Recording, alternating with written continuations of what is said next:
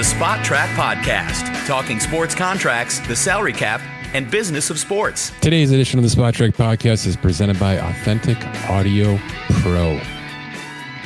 Get yourself into a situation for high quality, consistent podcasting. You need to stand out. There's 15 million of these things out there now, including ours, right? Utilize the most accurate portrayal of your brand using the highest quality services, content generation, and of course, tools available to you out there today. Authentic Audio Pro has experience. And by the way, just very easy to work with. All right. We use these guys. We know how this works. We know that we need to stand out. We know that we need consistency. This is the kind of situation you want to get yourself into if you're looking to be consistently at the top of the podcast world with whatever your content is out there. Visit AuthenticAudioPros.com. That's AuthenticAudioPro.com. Happy Monday. It's Mike Ginnitti. Back with another edition of the Spot Track Podcast. We are steaming towards NFL training camps. Finally, it's been a lull. We still got some off-field issues going on. Looking at you, Minnesota, a team that I've been monitoring closely. By the way, I've been monitoring all of these teams closely after a bit of a hiatus for the NBA and the NHL and some other sports in terms of how we follow things at Spot Track. I'm back on the NFL train pretty hard here, putting together my annual end of the offseason report, which is ironic because it's not the end of the offseason, and I actually think there's plenty of moves still to come, especially at the quarterback position.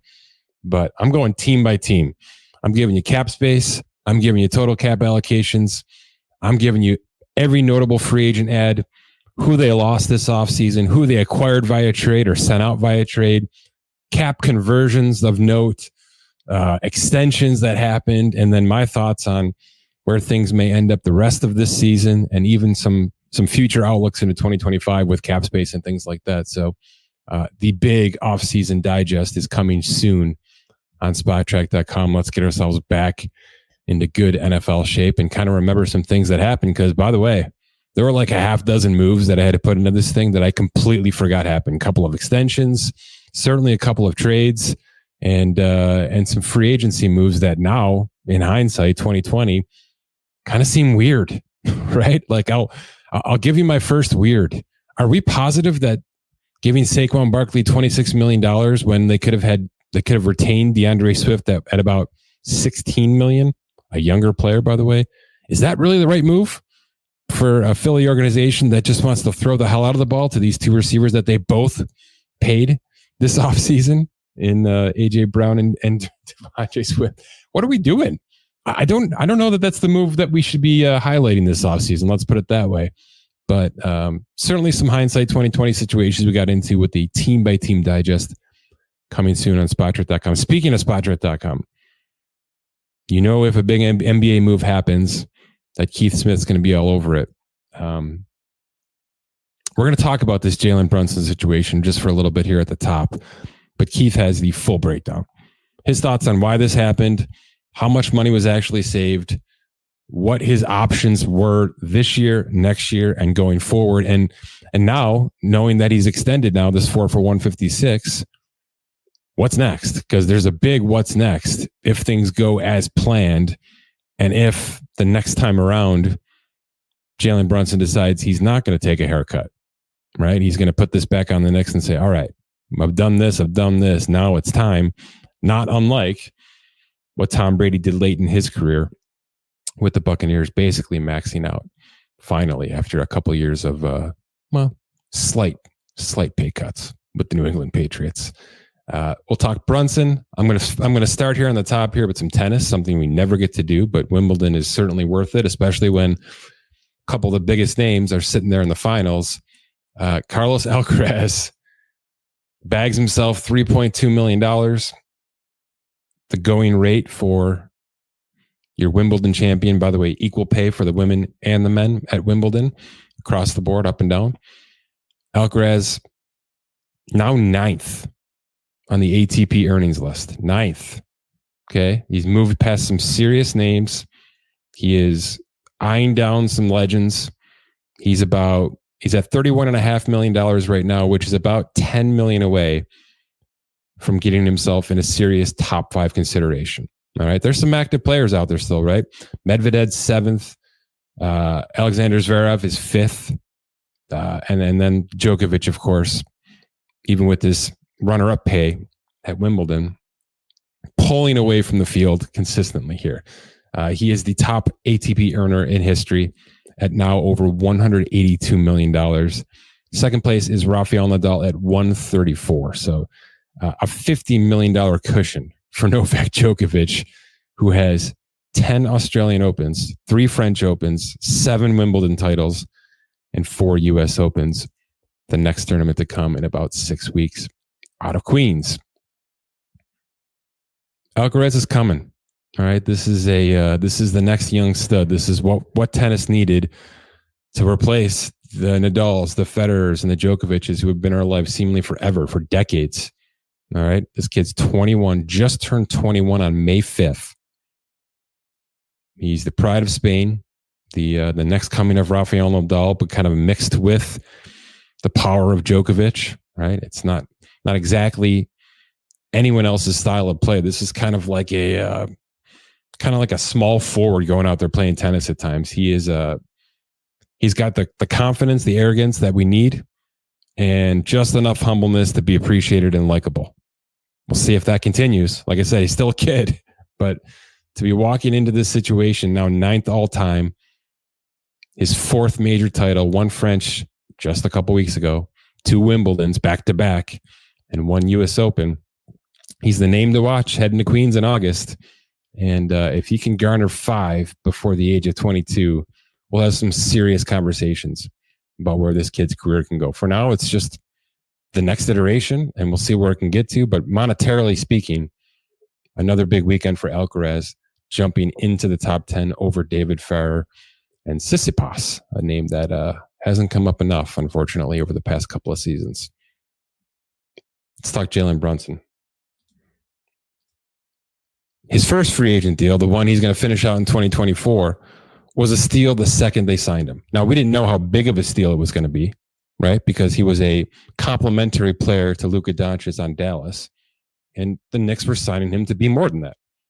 And generally speaking, when you're bringing in a player to raise his ceiling, to raise his minutes, to raise his capabilities, you have to overpay for that to a significant degree. All right? Jalen Brunson signed back in 2022, July of 2022, a 4-year, $104 million contract. All right. We're going to chop off the 4th year and make this a 3 for 79. That's what the Knicks have been dealing with over the past 2 seasons and now into 2024 at just under $25 million cash for Brunson for this upcoming season. That's value. All right. We've got Jason Tatum on the books at $63 million per year, looming in the next 18 months. And Jalen Brunson is going to make less than $25 million for the upcoming season. And he'll be regarded, he'll be a preseason top 5 player. And there's no other way to look at that. You just can't. I know that, the Knicks have been the Knicks for a long time, that this player specifically he doesn't fit the mold of one of the top 5 players in this league. But every time you tried to push him down this past season and keep him away from that kind of a moniker, he battled back into it, including battling through significant injuries, one of which eventually knocked him out for the good at the end of the season. He tacks on 4 years, $156 million. That starts in 2025, runs through 2028. Like this one, he's going to lop off that 4th year, which is a player option, basically making this a 3 for 192 over the next 4 seasons, for 4 for 192 over the next 4 seasons. And then the big money can come in. And this is the point to be made. Yes, across 2025, 2026, and 2027, Brunson left $37 million on the table. That's fact, right? And instead of maxing out at his 140% increase and then 8% increases from there, instead of doing that, he took salaries underneath that maximum threshold to the degree of 37 million total chopped off this contract. That's not coming back. Okay, so the narrative's out there that he'll retain it. He'll tack on a year. He'll be able to. It's just not coming back. Okay, over the next 4 seasons, there's $37 million that was available to him that he declined, that he negotiated out of his extension. It's just not coming back. Yeah, he can make it back in endorsements and whatever you need. Yeah, I get it. He's in the New York market, but 99% of the players in the NBA keep that $37 million in their contract. Jalen Brunson did not. There's no taking that away from him. That is a move he made, a conscious move he made for the betterment of his team. It's going to keep them under the second apron next year. We'll see what happens a year after that with all the additions and subtractions that could happen. But at least through 2025, he has preserved his team's ability to make as many, to have the most flexibility as possible. Done. 37 million gone. Let's get to 2028. In the summer of 2028, if he's still Jalen Brunson or even 90% of Jalen Brunson, if the Knicks are still this, top 4 or 5 East team, he's going to opt out of this contract. And at that point in time, and Keith Smith has confirmed this based on his projected salary cap projections, Brunson will be able to opt out of a $43 million player option and sign a 5-year, $417.8 million extension. All right. And that's just math. That's not like a market value. That's not anything where that's just what the math of 35% of the league salary cap is going to look like. Okay. It's going to come with a $72 million salary in 2028. So not 43 million, 72 million. Okay. Again, he's not recouping the 37 million. He's not. He's just extending into a maximum contract in 2028 that starts with a $72 million salary and finishes with $95 million in 2032. That's just what the percentage math in the NBA is going to look like if everything keeps on this 10% increase train. It's where we're going. Now, could he take less than that? Yes. Any player can take less than that. The point is, most don't. Like 99% don't. So Brunson could have taken a smaller free agent deal in 2022, a smaller extension in 2025, and then in 2028, he can look around and say, all right, I've done my job. You're going to have to make it work because I want that $418 million. Okay. And nobody's going to be able to bat an eyelash at him because of what he's done now over the past couple of seasons. So, yep, 37 million lost. Yep. Team-friendly situation to help with the apron stuff so that all of his Villanova boys can stay intact, essentially, and maybe even go and make a big addition. Maybe something in the middle, maybe a big man to replace Hardenstein. The Julius Randle stuff is obviously still TBD, and there's a lot of movement with that. Maybe not this year, but certainly after he opts out of his player option next year, what happens there? The point is this. Brunson's into a healthy but not maximum extension at just over 39 million per year. And then if all goes right, in 4 seasons in the summer of 2028, that will become $83.5 million a year. And that's the going rate for a maximum player in just 4 seasons. We're 4 years away from $83.5 million per year being a real thing for not just Brunson, but for anybody with 10 plus years of experience, available with that 35% of the cap maximum. That's where we're headed. So Tatum at 63 now, we're going to have 70s within 18 months.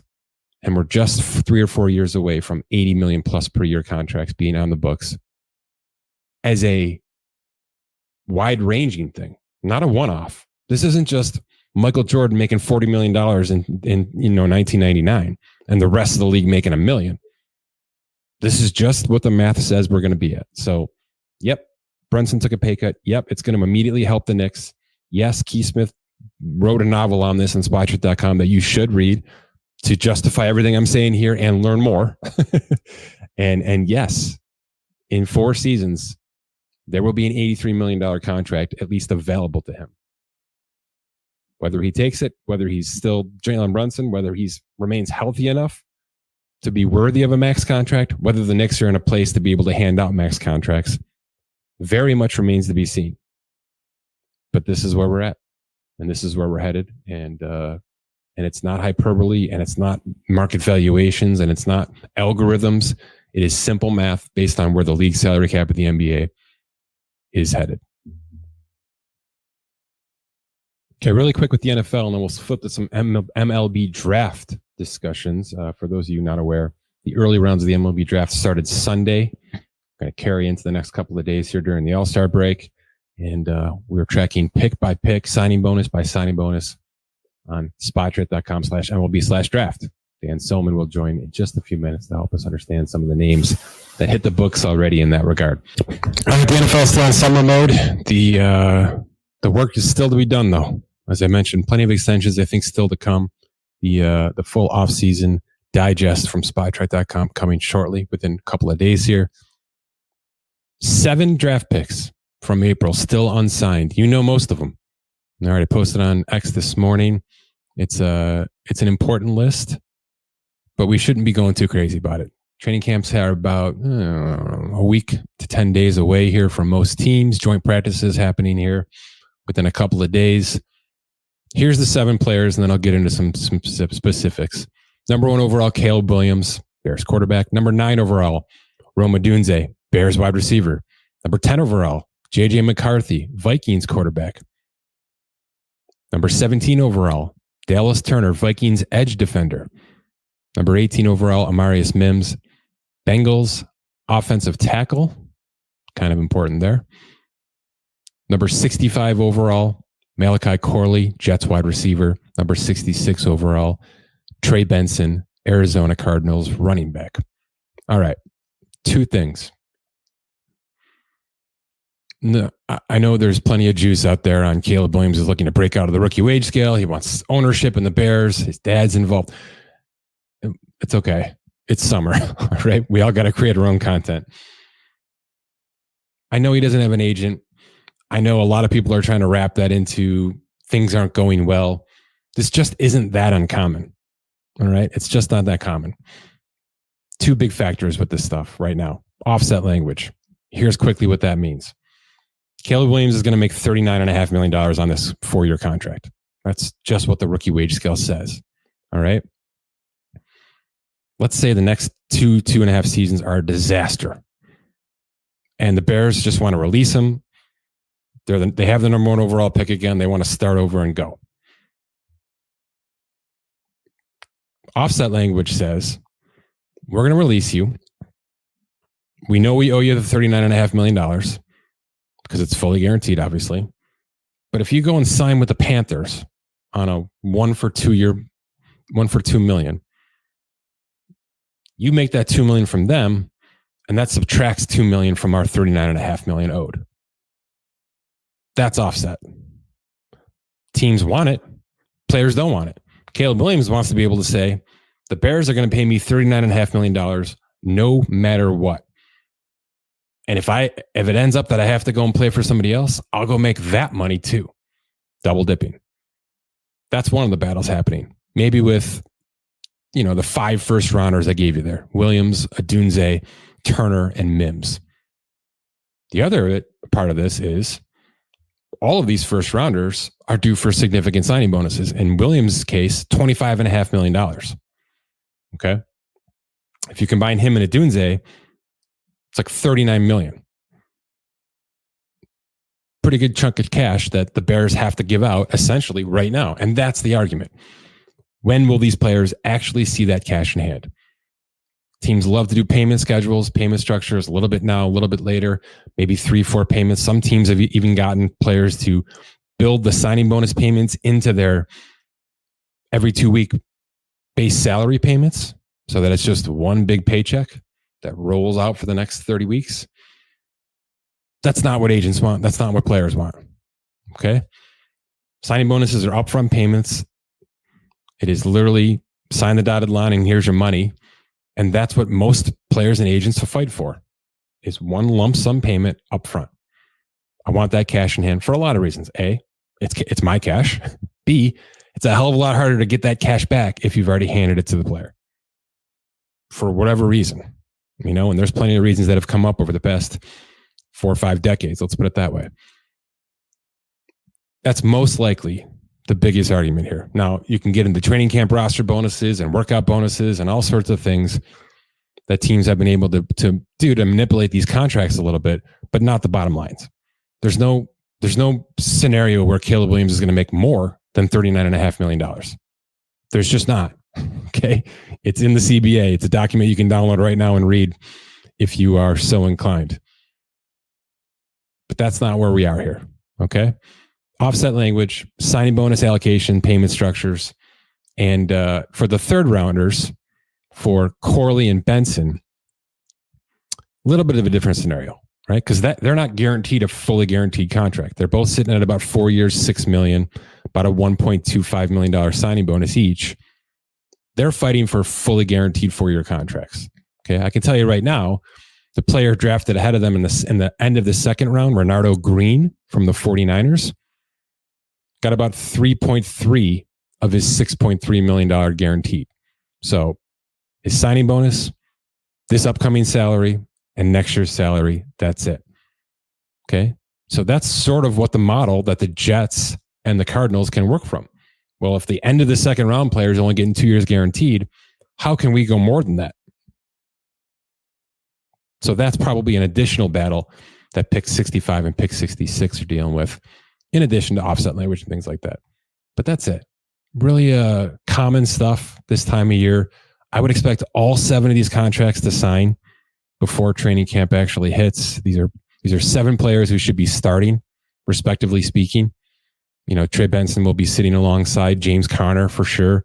But in every other case, you're talking about legitimate players in 2024 with their respective teams. And you don't want to derail that process by missing any kind of training camp because of a small minor negotiation snafu with these rookie contracts. Certainly when Caleb, the longer it goes with Caleb, the more attention it's going to get. Just know it's nerdy stuff like this, not empire changing, trying to take over the Chicago Bears organization stuff, even though that's pretty good content for July football. Let's bring in Dan. All right, Dan, let's try this again, sir. It's the midpoint of baseball, except for it's not. Like not even close, actually. There's only like 70 league days left. We're way past the midpoint. Some nice storylines, things we can get to as certainly as the trade deadline approaches July 30th here. But we're going to save all that because it's a big weekend for the off season, right? It's weird how they do this in season, but the early rounds of the draft happened last night. We've got our home run derby and our all-star game over the next 48 hours here. You've been diving into these prospects, and I just kind of want to wet your noodle a little bit. I want you to kind of just take away some of the greatest hits from what happened on Sunday and what you expect to continue to happen here over the course of the next few hours with this elongated Major League Baseball draft. Just give us your greatest hit. Yeah, I guess I'll keep it short, mostly because in our travels, we've discovered most people don't really understand the nuances of the MLB draft. It's really unlike any draft in sports, particularly the major four. And it's mostly financially related, right? Which is right up why we personally find it so interesting. A lot of what I've been doing since I joined the team has been focused on this and kind of getting a better handle on some of the more complicated layers of the draft and how we can handle that, from a data perspective. So it pretty simply put, like even myself, who's been paying attention to all of this stuff for like 6 or more months now, the names get real thin real quick. I mean, you look beyond the top 10, top 15 guys, and many of them are guys that were not really discussed super in depth, if you will. But We also see a couple guys fall down the board who, based on talent, might. That's getting back to the original point of the draft. A lot of the nuance with the draft that we see is it's not necessarily talent goes first. There's a lot of financials that are tied together. So each team has a bonus pool, which is made up of all the slot values for their picks in the first 10 rounds. Each team has a different amount of that bonus pool, and it gets spread accordingly to the guys they draft. Now, if you save on your first pick, in theory, you have more money to spread further down the board. And future picks, we see some teams do that quite often, which we saw happen a little bit in this draft as well. But the consensus is it's quite a bit. It's a shallow draft, so there's not a lot of places to move that money down the board.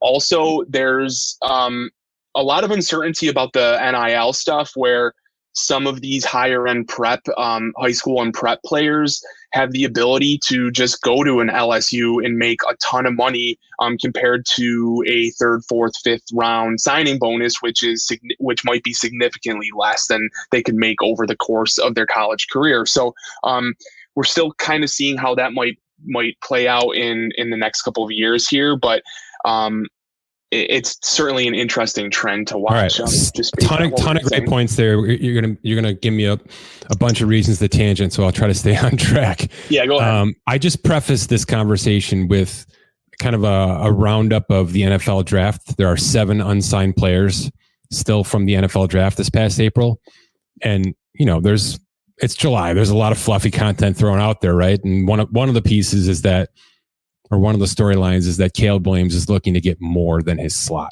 more than his $39.5 million rookie wage scale 4-year contract, which is obviously not possible. Okay. It is just not possible based on how the CBA is structured, how this rookie wage scale is collectively bargained.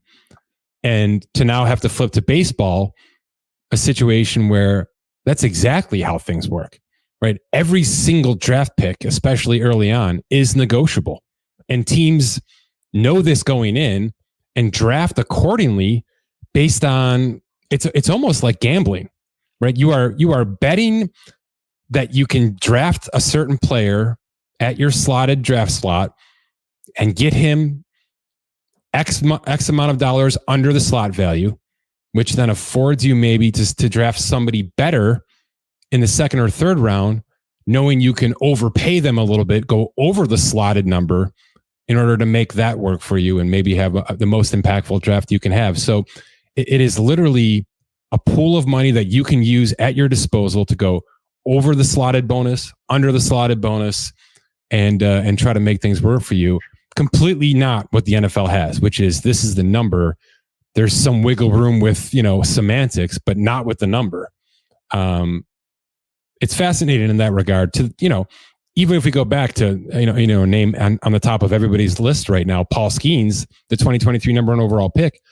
Paul Skeens went $521,000 under his slotted bonus, which now sounds freaking crazy because he might be the best pitcher since Steven Strasburg to come out of the draft, right? But that happened. The Pittsburgh Pirates were able to negotiate a more than $500,000 discount in order to allocate that money elsewhere in the draft. That's the power of this slotted signing bonus situation in baseball. It's what makes your job so difficult because you're constantly having to finagle these numbers to go along with how teams are operating. And there are trends involved, right? So for instance, your Cleveland Guardians had the number 1 pick based on the luck of the draw last year. And they are a very, very rigid signing bonus structured team. There are certain cases where they will not go over the slot, generally speaking, with the number 1 pick, right?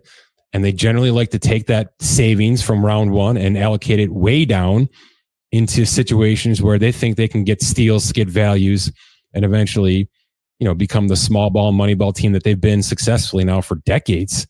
So these are the kind of trends that you have to follow, right? Which teams go overboard and only care about first round picks and only want to go big, and which teams like Cleveland and some others actually kind of use this thing to their benefit to find late round, mid round values. It's a really fascinating dichotomy, isn't it? Yeah, it's super interesting. And just to extrapolate your point there a little bit, like we just saw Paul Skeens get the biggest, a massive bonus just last year, which you just laid out was technically under the slotted bonus. The 1-1 pick for Cleveland this year is even increased from that. And so Travis Bazzana is almost, he is certainly going to get under slot. How much is TBD? But it's not because they're cheap. It's because you just don't give 1-1. I mean, there's very few instances, within the last 5 years of those guys getting that actual slot.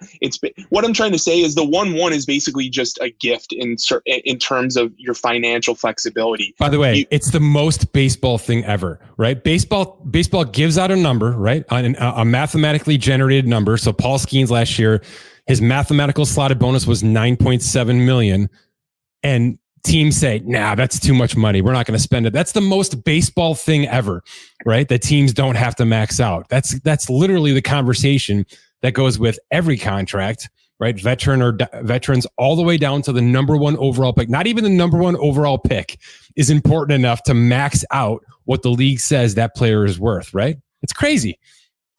Yeah, it's like Caleb Williams saying, like, it's like if the NFL said the formula is Caleb Williams is to make $10 million, but the Bears were able to pay him only $6 million and then use that other $4 million to sign other players. So that's where we get. It's really complicated. The draft is not just talent for talent, if you will. There's a lot of maneuvering, and just to make just to compare it to another sport that people pay attention to.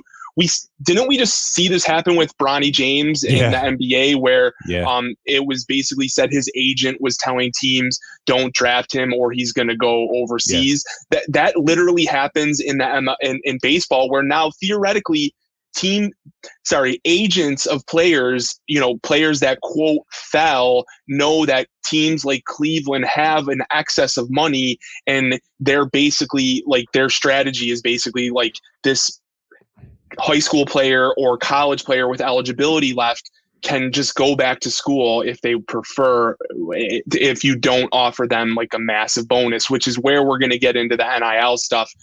In terms of uncertainty, those guys now have more leverage than they have had in the past. So, okay. So I wanted to touch on that because I quickly just kind of flipped back a few years on our draft tracker to kind of see where the split sort of looks, right? So between high school players and college players, because for years and years and years, the Major League Baseball draft was about finding 16-year-old kids out of high school, getting them in your system, developing them within your structure, and hoping they work out in 5 years, right?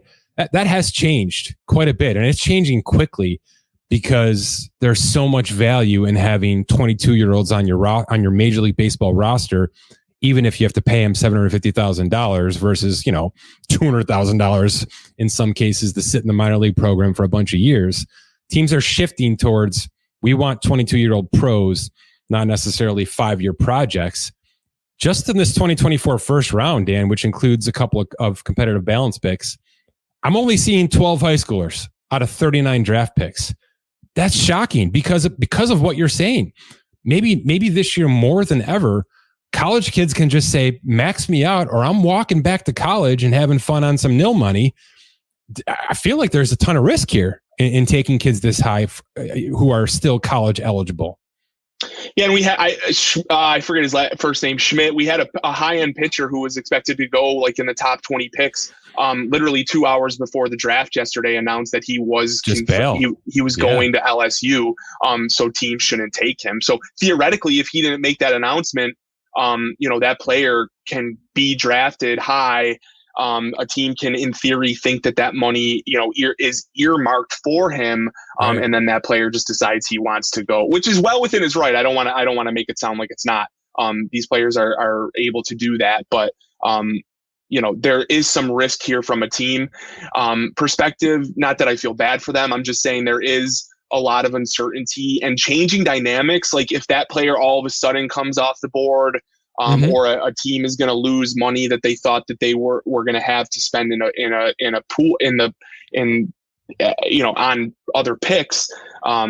They suddenly have to scramble in terms of like a guy, like they might float money further down the board for a player they weren't previously interested in, but now they have all this excess money. They got to spend it somewhere, kind of thing. So really, the MLB draft, I can't stress it enough, is extremely interesting. And the more I talk to people, I think a lot of people don't even grasp the concept that a player can be drafted more than once. In other sports, we see you get drafted, you go to a team, you're in that in their system, if you will. Baseball, there's a lot more leverage from the player side until they run out of college eligibility. Okay, 2 more quick points. I'll get you out of here because I know you got work to do. You mentioned the number 1 overall pick slot's about $10.5 million this year, a little bit more than $10.5 million. Paul Skeens signed for 9.2 next year. Is Skeens' number the actual ceiling, you think? Like, are the Cleveland Guardians really only obligated to go north of Skeens' number, but not necessarily even close to that $10.5 million? How do you think the unwritten rules are being set out there right now? Admittedly, I need to do some data work in terms of percentage jumps because these slot values jump so significantly every year. I think it's hard to really track them year to year without me doing a little bit more work. But to simply answer your question, I don't think the Travis Pizzana number clears Paul Skeens, if you're trying to say that. Is it because he's a second baseman? Is that a fair assessment?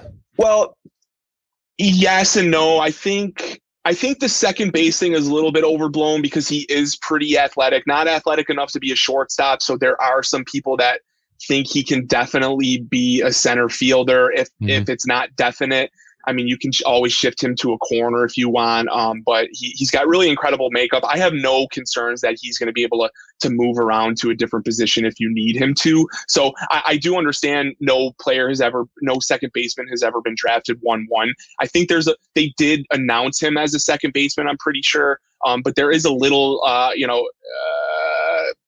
laundering there, if you will. He can be an outfielder if you want. You can probably move him around in theory. So I know what you mean, though. I just think the talent player, etc. He's just not gonna. This player is not gonna come close to the Paul Skeens bonus, in my opinion. I just went back quickly 5 years. Do you know the last number 1 overall pick to actually go over slot? I think it was Torkelson. Spencer Torkelson. He went by $1,000. The Tigers over slot paid him, and probably regret everything about that pick right now. But there's time. Yeah, everybody else, including Jackson Holliday, one of the most prime prospects we've had, he went almost $660,000 under slot. We had Henry Davis, the catcher with Pittsburgh, go almost $2 million under slot. So it's such a sliding scale. I cannot stop thinking about if the NFL allowed this. And I guess they could allow under, right? You could, if a player or agent were dumb enough to agree to under, you could go under. But can you imagine if Jacksonville said, Trevon Walker, you're not really a number 1 overall pick, but we want to take you here. And we don't want to really do any work to move down or anything like that. We just want to take you here, but we're going to pay you under rookie wage sales slot. Can you imagine the backlash that the NFL would receive? You know what I mean? It's just such a different dynamic. Yeah. And it honestly, I think the reason it works in baseball is because there's next to no, you can't trade draft picks, right? So that works. That's right. The NFL would crater because of that, but it would be really interesting from an analysis standpoint. Yeah, value standpoint. Yeah. Yeah. And getting the NFL, people talking even more about the NFL and the NFL draft, adding that layer of the financials to it. Because again, I can't stress it enough. It's not always you have the first overall pick. Are you signing the best overall player? Like we saw the Pirates do that in, I believe, 2020, where they or 2021 with Henry Davis, where they went way under slot and then spent that down the line. But there's a number of players from that, early in that draft class alone that probably were well deserving of being drafted ahead of Henry Davis. Nothing against Henry Davis. I'm just saying there's so many financial dynamics and layers to all of this. So last thing, 2023 draft. So this time last year, there were 3 college players and 2 high school players selected in the top 5. Those 3 college players, Paul Skeens is up, Wyatt Langford is up in Texas, and we expect Dylan Cruz to be up in Washington, I would say, by September, don't you think? By September 1, if not earlier, based on how the trade deadline goes for the Nationals, who are expected to be big sellers. Yeah. That's new. That's new to this league. And it is something that is directly changing the way front offices are operating. We're taking 21-year-old kids 3-4 years into their college careers, and we're not sitting on our hands anymore. These kids are going to impact our rosters immediately, and we're going to start the clocks even though service time manipulation and all that stuff is still available to us. This is a good change, right? We want impact draft picks to be impact major league players as quickly as humanly possible so we don't forget about them. You know what I mean? So they stay top of mind so that the organization can actually use these guys as brand, which is what colleges are doing now. Let's be honest, right? Paul Skeens is one of the biggest brands baseball's had in a long time. That's why he's starting the freaking game tomorrow night, right? So it's really good that teams are going this route. And by the way, and we'll finish on this, right? I think you have to agree with this. This is only going to add more leverage to these players, right? Paul Skeens should have been a slot bonus in hindsight. There's no question about this. I know Pittsburgh doesn't do that, but he should have been a slot bonus. These guys should be pushing more for that, in my opinion, because the timeline from draft to pros is just getting smaller and smaller in so many cases. Yeah, I do agree with that. Back to like kind of our initial introduction to this, I think the top end of the first round, the bonus numbers get so high that it might be a little bit difficult. But I do think, to your point, especially the middle to upper tier of guys should definitely be knowing how much excess money is in theory in this market, if you want to call it a market. Like, some of those guys should be holding out for a little bit more than nickels and dimes above their slot. So yeah, I agree. Get back to it, man. Appreciate your time. Awesome. Thanks, Mike.